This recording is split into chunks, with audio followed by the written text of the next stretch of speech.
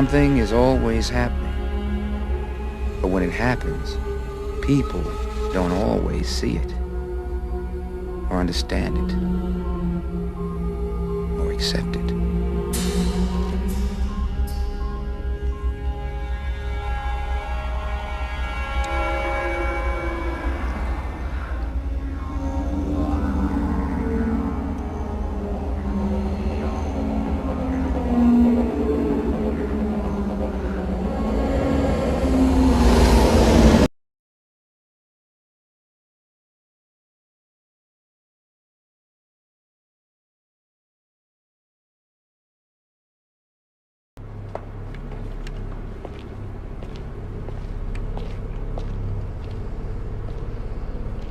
Who did Grant kill? A man so dedicated to the cause that he carved lines into his own flesh to act as cover. That's how important this is, Jessica. But you helped burn the warehouse. The vaccine, you destroyed it. The vaccine may well have worked, it may not have. We never had the genius of your father. Once I found out that he had finished Janus, I knew that was all that mattered. His work, Jessica. Yeah, well, fuck you. Fuck both of you, it's over. I burned it. I destroyed your work. Janus is gone!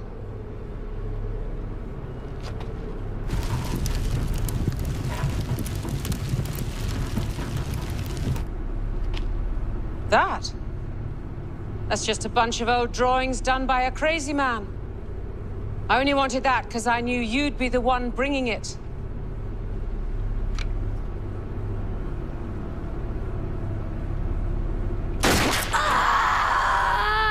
Sorry. I don't want you jumping. From the moment you were born, he just fell in love. He considered you his greatest achievement. And that's where he hid Janus.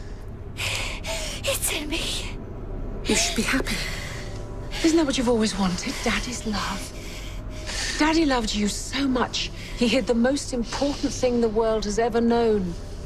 In you.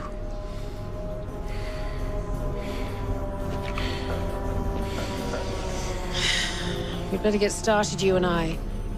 We have so much to do.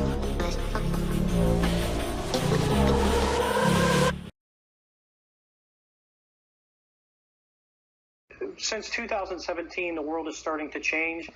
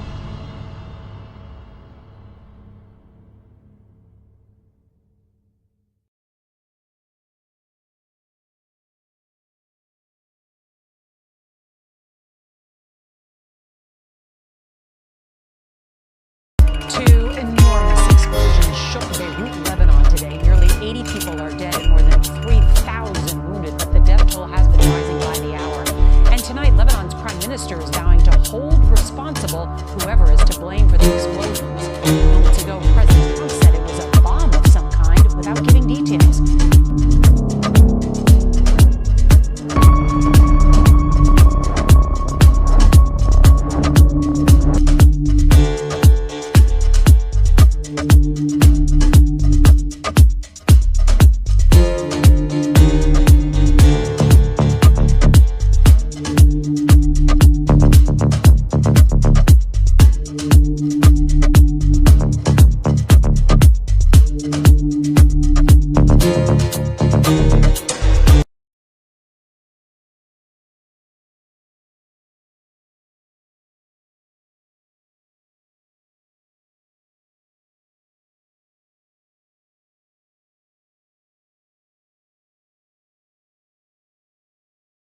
Authorities are looking into possible external interference in addition to negligence or an accident as reasons for the warehouse explosion in Beirut.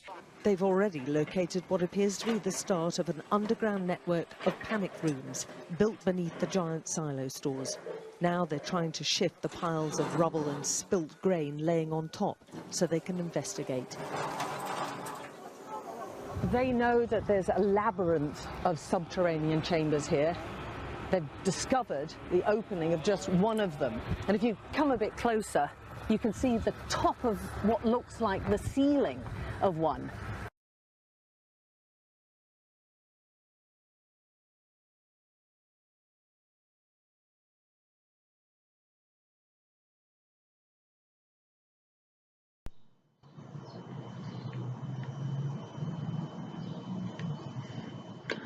Hello. Have you been trying to analyze the information we've published for the past 12 years? That's over 5,000 videos, of which are now left to view less than 1,500. Are you looking for the meaning of it all? It's in the words, word by word. It's in the phrases, the sentences, in the relationship between the sentences. It's in the relationship of sentences within paragraphs. It's in the relationship of the paragraphs within the context of the chapters. In the relationship between the chapters and the whole book, and then the book and the whole story. You cannot localize the meaning unless you try very hard.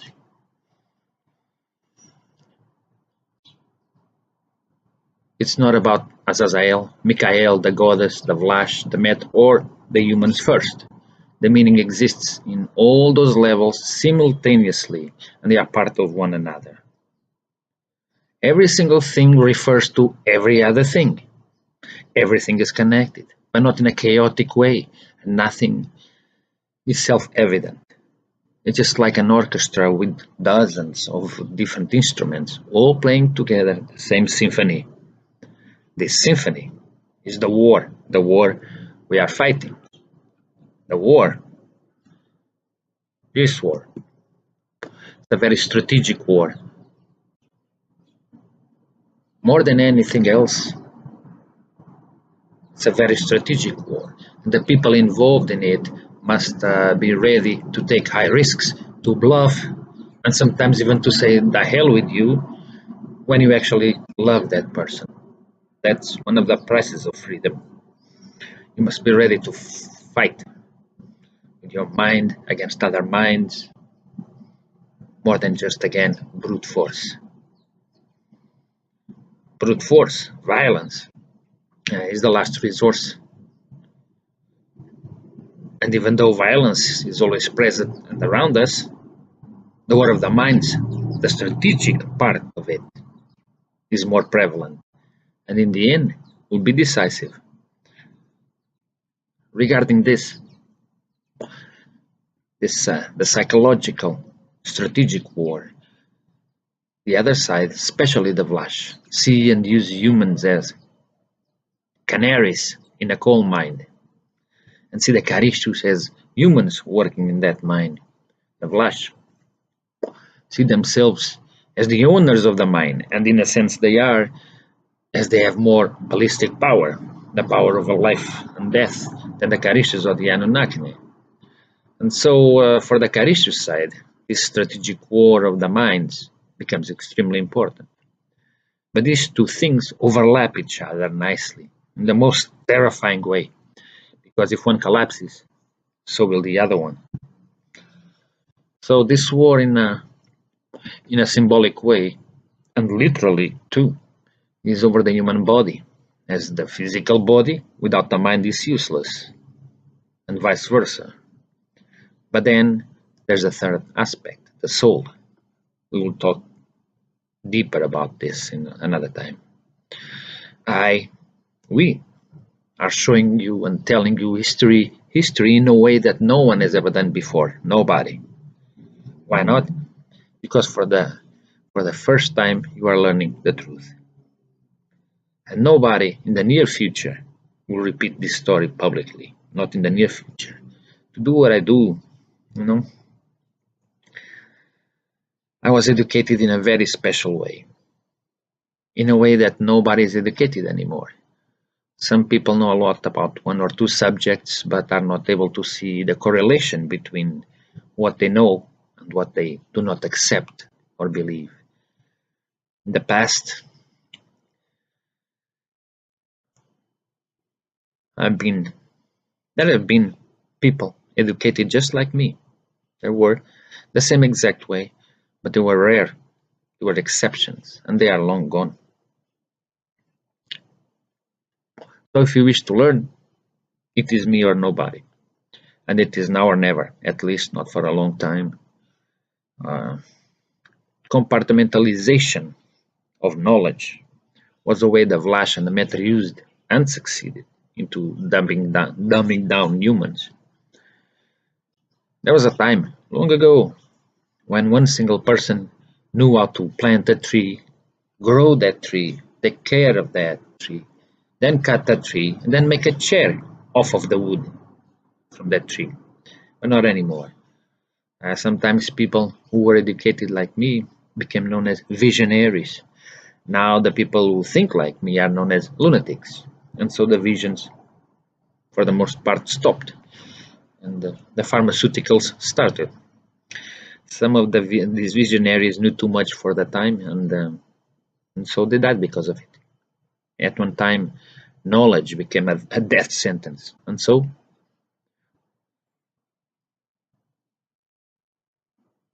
a lot of Carishus knowledge died too. Done by the other side, and also in part by our side to protect our own.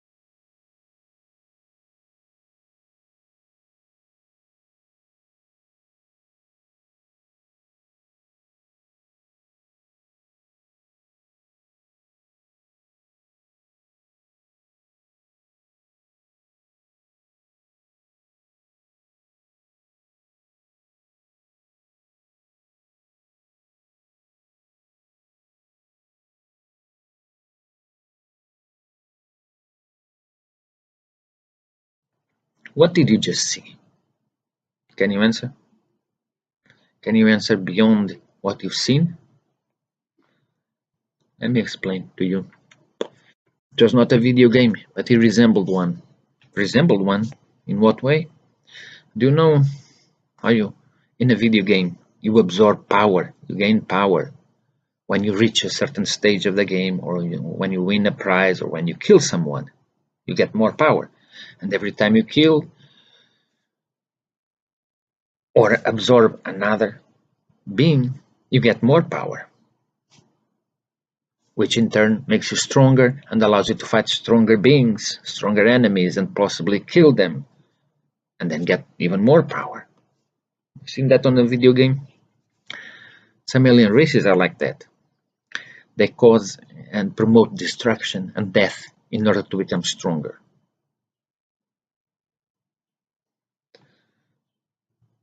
These are ultra-dimensional alien races that are friends with Vlash and Metr. You know, these races, they never provide value to life. They never provide value to life, only pain. How about you? Do you provide value in any field of life, any at all? I'll give you an example. I know a few artists that do provide value to life in their chosen field, either be singing, filmmaking, painting, dancing, etc. But the vast majority of artists do not. They are numbers, like most people. I also know a few people, not many, whose parental skills are so good that they provide value to the humankind by raising wonderful children, whom in turn become wonderful adults. This can be applied to all people, either be teachers, truck drivers, nurses, waiters, pilots, even priests. I know I do. I know I add value. Do you? You don't have to do it to add value to your life if you are happy with being a number, but you should not envy or badmouth the ones who do. Why? Because it is within your reach to do the same. You too can add value to life, your life and the lives of others, no matter your occupation. By doing so, you're adding value to the world. Anything good is the opposite of bad. What kind of world do you wish to live in? But most people prefer to do less and criticize others more. It's easier than work and self-sacrifice. The ones who are adding value to the world are even adding value to the lives of the ones who do less, the ones who criticize them for doing something. In short, people who do not add value to this world are just adding weight to their own misery, while the ones they criticize, the ones who add value, are the ones helping them go through their miserable daily lives. The ones who truly are adding value to life, to their lives, and consequently to the lives of others, do it without expecting rewards and recognition or attention. If they expected admiration and acceptance from their actions while adding value to their lives and the lives of others, then it would be forced value. That we call it propaganda. And propaganda is one of the favorite tools of ruthless rulers. Your neighbor, your wife or husband, your bus driver, your doctor, your favorite actor or singer, your father, mother, or your president. Most of those are ruthless rulers, small-time ruthless rulers. They're billions. They are not adding value to their lives, your life, or the world. This is most of the world population. You are not adding value to your life, even unknowingly. No. If you are not adding value to your life, even unknowingly, you are influencing others in a negative way. And the more small-time ruthless rulers exist, the more negative and selfish and hypocrite the humans become, and the world becomes. In other words, less human. Of course, this aspect of adding value to your life is not something you can do 24/7. Otherwise, we will fail, because the human brain is not yet ready for this kind of constant pressure. The human brain needs rest, time off, in order to process all the things it is working on, it learned, it went through that day. I call my time off brain dead time, meaning I try to do nothing, the least that I can. Maybe I just walk by the beach looking at the water, trying not to think.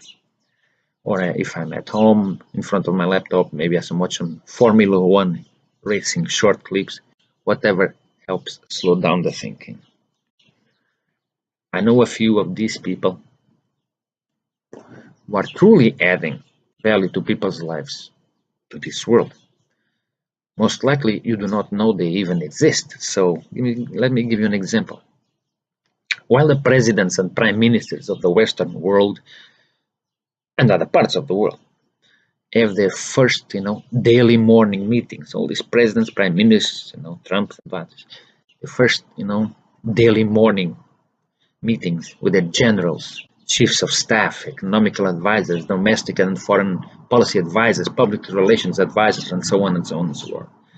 Well, there are very few presidents and prime ministers who do not do that. One of them is Daniel Putin. Putin too has all those morning daily meetings with his generals, economical advisors, foreign policy advisors, etc., etc. But before he does that, he has a different kind of meeting with a different kind of people. The very first meeting he has every morning lasts around 1 hour or so, is with a group of unexpected people. Philosophers, free thinkers, poets, doctors, including alternative medicine professionals, actors, welders, bus drivers, and others. This group of people are members of a small Russian society called the Positive Influence.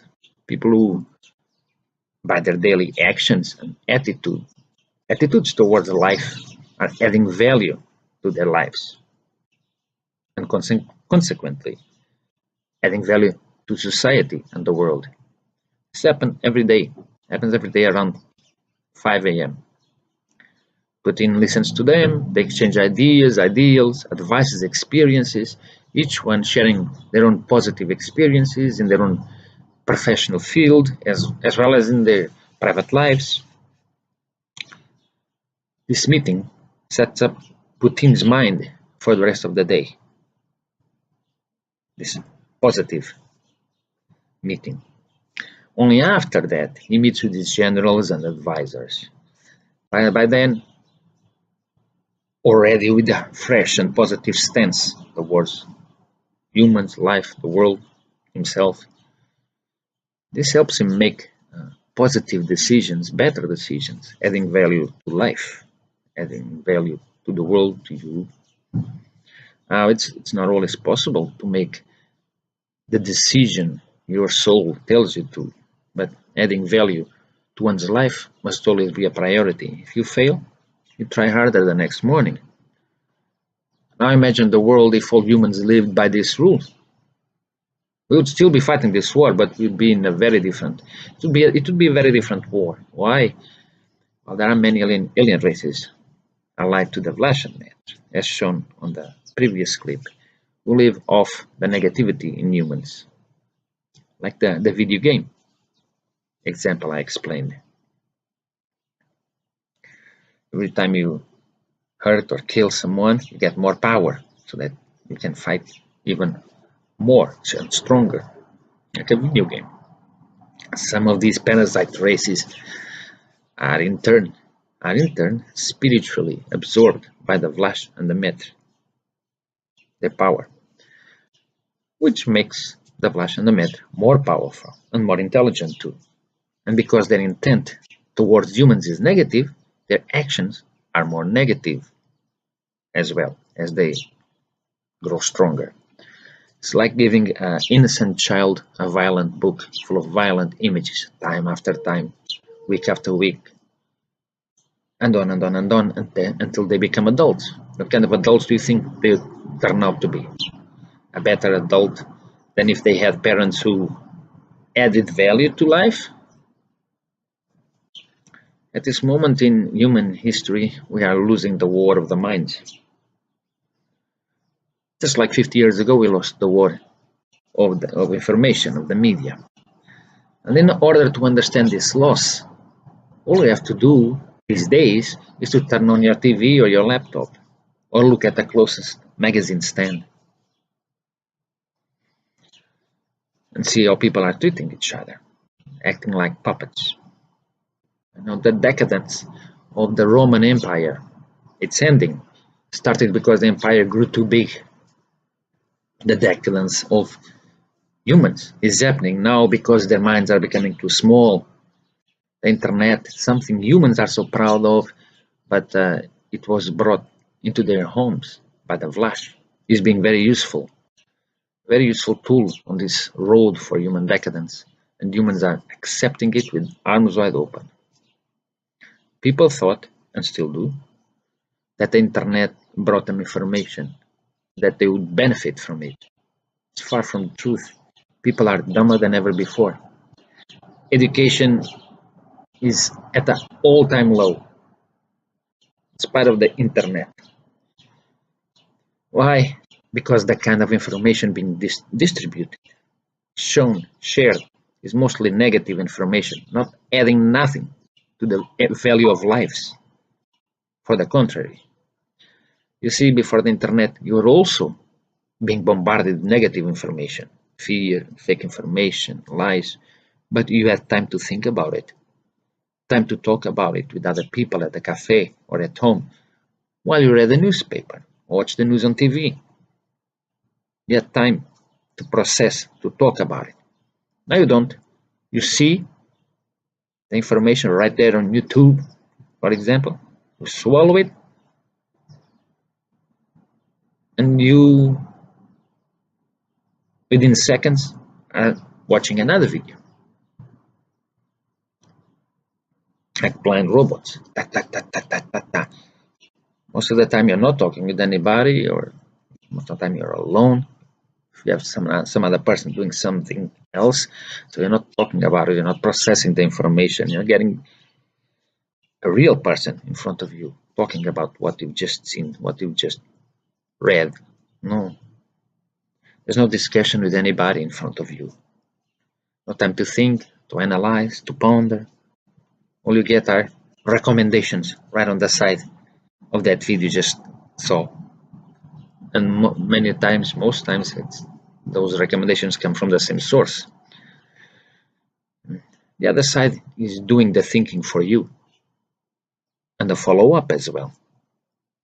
But people think they are better informed now because they have access to more information. They have access to more information, but they are not better informed. You need to inform yourself. You need to take time. The current process is overwhelming. This current process we're going through is overwhelming, but it's not irreversible. If Karistush win this war, this state of the minds that's happening now would change in one generation. One. If the Karistush do not, no, future will tell. Imagine how much better the world could be if things were better for yourself. This is a golden rule. Make life better for yourself. Add value to your life. Without even thinking about others or the world. And then tell others about it. How you feel. How you add value to your life. Treat yourself properly. And don't compare yourself to others, no matter the mistakes you've made before. Now, depending on the type or seriousness of mistakes you have made before, you may not make many friends afterwards, so you have to do it for yourself. And do it for yourself, because some mistakes are unforgiven. People will not forgive you for your mistakes, so you have to do it for yourself. Add value to your life. Forget about others. So you must improve yourself and add value to your life. Just never expect acceptance or forgiveness. That's none of your business. You may have been deceitful or malevolent towards people who loved you, and now you have to face the consequences. Improve yourself, forget about others.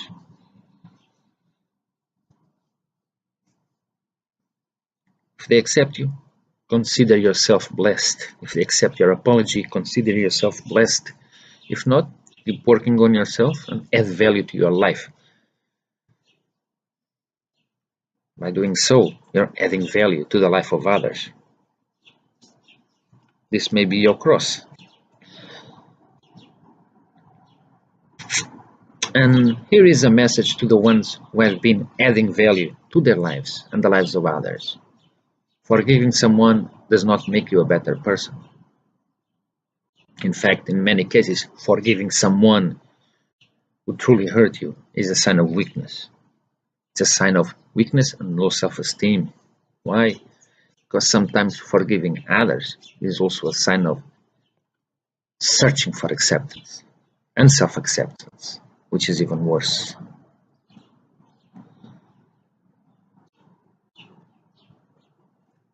We'll be back soon.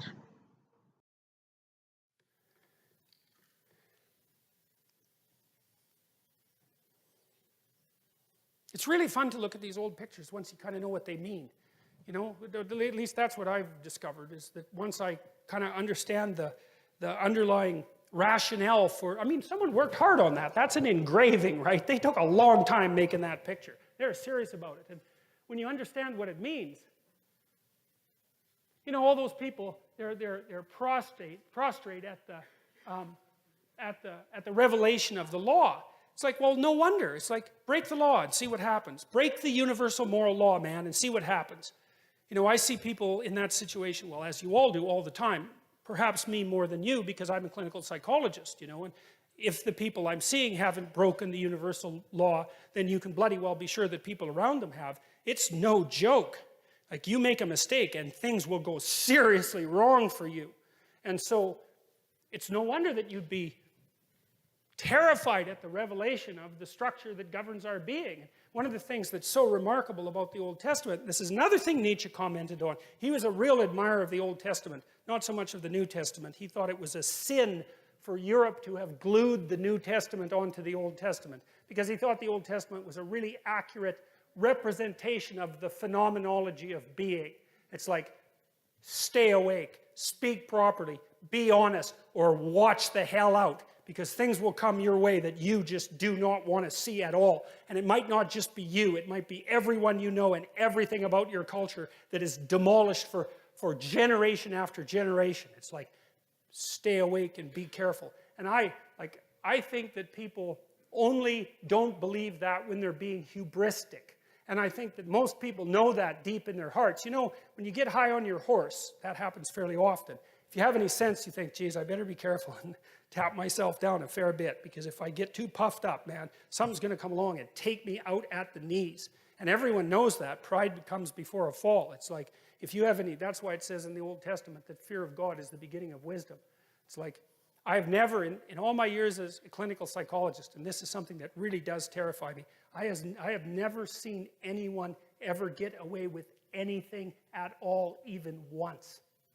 You know, there's that old idea that God has a book, you know, and keeps track of everything in heaven.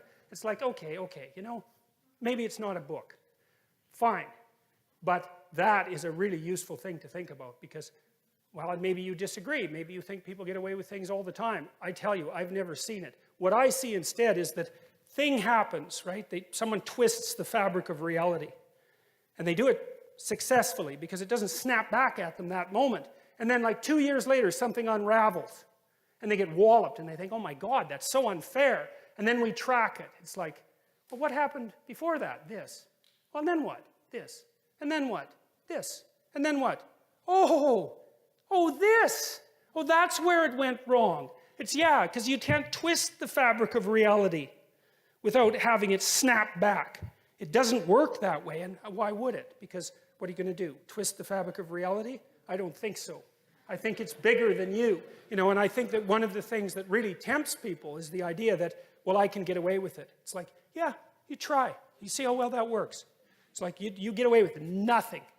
And that is the beginning of wisdom. And it's something that deeply terrifies me. And, you know, ever since last September, when I came to more like broader public attention, one of the things, I've been terrified of making a mistake, because I certainly know I'm more than capable of making a mistake.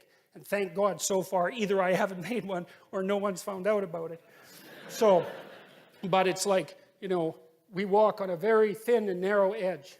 And we're very lucky when things aren't degenerating into chaos around us or rapidly moving to far too much order. And it's not an easy thing to stay on that line. And you can tell when you're on that line, because things are deeply meaningful and engaging when you're on that line. But if you're not existentially terrified about the consequences of wavering off that, then you are truly not awake. So, and that's what I see in this picture, you know, it's like, look out, man, because there are rules, and if you break them, God help you.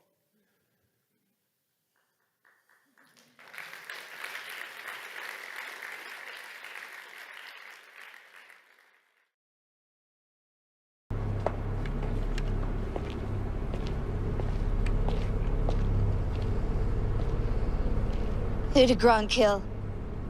A man so dedicated to the cause that he carved lines into his own flesh to act as cover.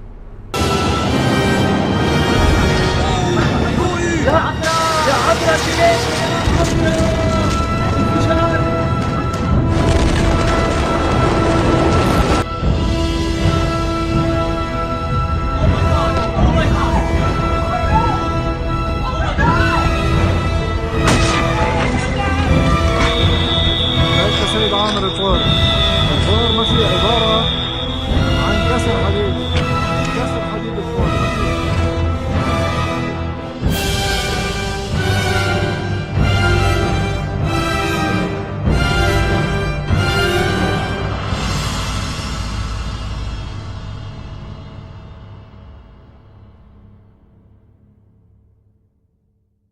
It's no joke. Like, you make a mistake and things will go seriously wrong for you, because things will come your way that you just do not want to see at all. And it might not just be you, it might be everyone you know and everything about your culture that is demolished for generation after generation.